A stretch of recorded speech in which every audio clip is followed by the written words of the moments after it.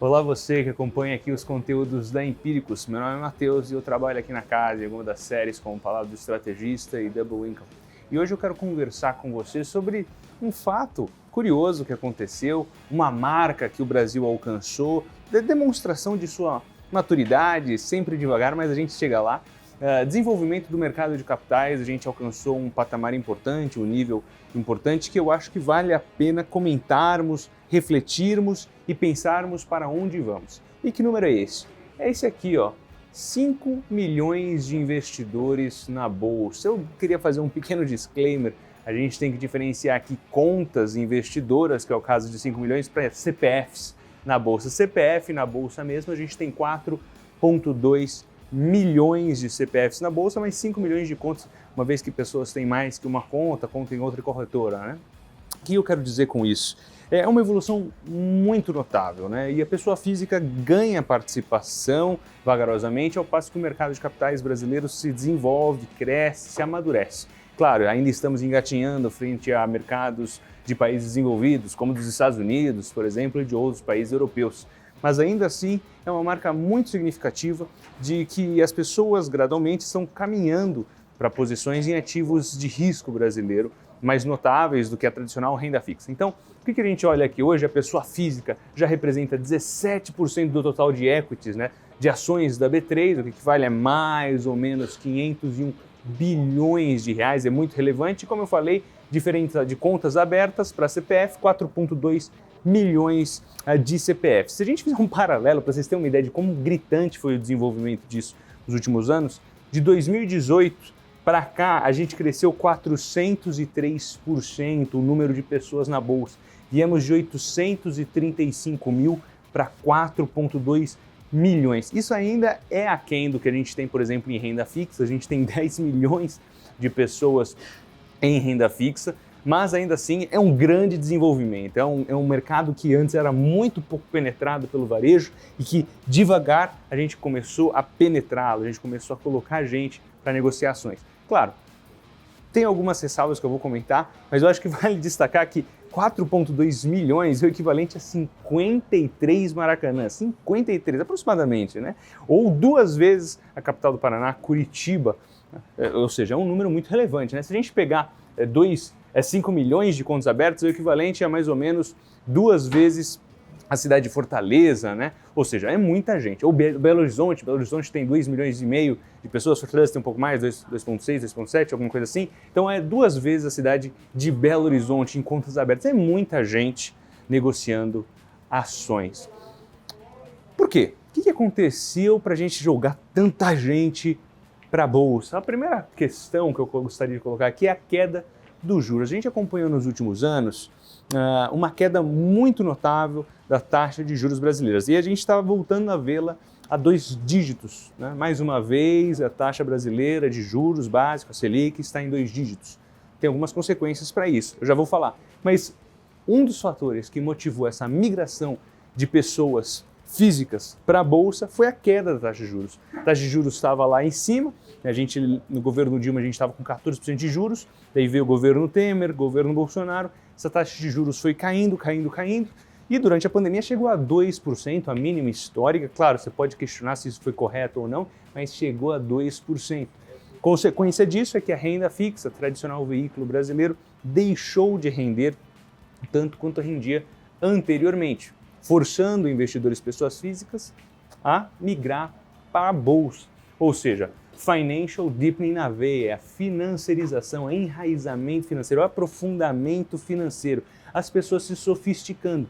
É claro que o ambiente foi propício para isso. Por quê? Porque se a gente olhar, houve uma grande democratização e aplicação de tecnologia no mercado financeiro brasileiro.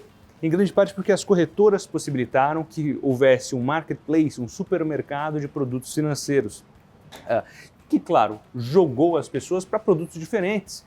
Fundos de investimento, produtos mais sofisticados, investimentos internacionais e investimentos em ações, fundos imobiliários também, né? Investimentos na bolsa, etc. Ou seja, isso tudo, claro, gerou, né? Se a gente pegar a queda das taxas de juros, foi de 2016 para cá, possibilitou um grande bull market que também atraiu as pessoas, né? A pessoa gananciosa, que sempre quer mais, quer gana. o bull market de 2016 a 2019, até 2020 a gente teve o choque pandêmico, né? O choque da pandemia que não foi só no Brasil, foi no mundo inteiro, a recuperação posteriormente e claro, agora a gente teve uma grande correção no segundo semestre e agora a gente começa a recapitular esse processo. Mas, ou seja, o que a gente desenhou aqui? Queda dos juros, aprofundamento financeiro, as pessoas vão para outros produtos, forma-se um ambiente propício para que esses produtos cheguem de maneira bastante democrática a fulano A e fulano B, diferentes pessoas, diferentes perfis, diferentes origens, né? As pessoas mais variadas, e é muito democrático o mercado financeiro porque uma ação ela sobe o mesmo percentual, seja para o Luiz Stuberger do Verde, seja para a Dona Clementina do Mato Grosso. Então é igual, é muito democrático, as pessoas foram para trás desse ganho potencial, atraídos por esse bull market e consequência disso, claro, nem tudo são rosas, né? Quando a gente inunda o mercado de pessoas físicas, claro que a gente pode até ver, né? Não tem ainda, elas começam pequeno e vão crescendo, etc. Mas tem uma consequência, uma curva de aprendizado natural, que haja uma curva de aprendizado, haja uma certa imaturidade do investidor e que com isso gera mais volatilidade. É natural que a pessoa mais ansiosa, nova na bolsa, opere mais, venda com mais ansiedade suas posições que a priori ele tinha concebido para longo prazo. As pessoas mudam de opinião muito rápido, não existe essa coisa de uma posição verdadeiramente de longo prazo que deveria ser o caso. Mas o que acontece é um curto prazismo por conta do excesso de pessoas físicas. Isso é tratável, né? Como eu disse, é uma curva de aprendizado. Ao passo que as pessoas vão se familiarizando, o mercado vai se modernizando, vai se tornando mais eficiente, etc.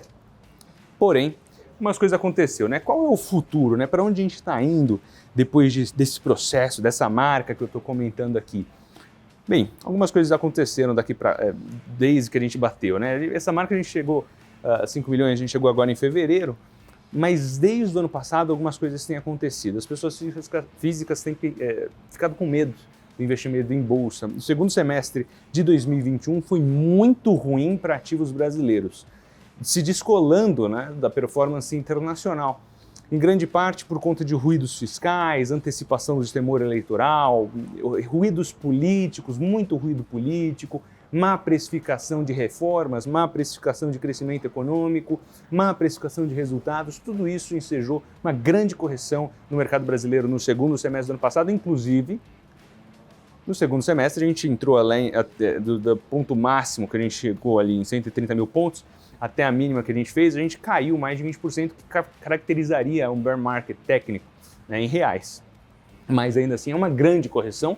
E agora, o porquê? O que está acontecendo por trás disso também? Alta dos juros para combater a inflação. Claro que isso joga a economia na recessão, prejudica resultados, machuca a bolsa, as pessoas físicas novas se assustam e saem. Então, o que acontece com a alta de juros novamente, olhando para frente, de 2022 em diante, financial deepening, ele vai recuar? Não. É um processo estrutural e não tem como voltar, ele é irreversível. A modernização do mercado de capitais do Brasil é irreversível. O que pode acontecer é ela ficar apagada, ela perder o brilho, ela perder a aceleração, que é o que já está acontecendo de certo modo. Por exemplo, em 2022, a alta da Bolsa Brasileira, descolada do exterior até aqui, foi em grande parte potencializada pelo investidor estrangeiro, não pelo investidor pessoa física. A festa tem sido feita pelo investidor estrangeiro que tem entrado no Brasil depois desse grande sell-off que possibilitou ativos brasileiros muito baratos e uma moeda muito barata também frente ao dólar, por exemplo, o euro.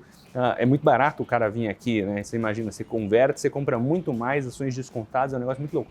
Então, a pessoa física ficou cicatrizada, né? Então agora vai ser mais difícil ela voltar para o financial deepening. A gente precisa primeiro estabilizar a taxa de juros, depois voltar a cair, depois que a gente voltar a cair, esse processo volta a acontecer. Mas a gente deve ter um arrefecimento. Esse processo de crescer 400%, primeiro 400%, né?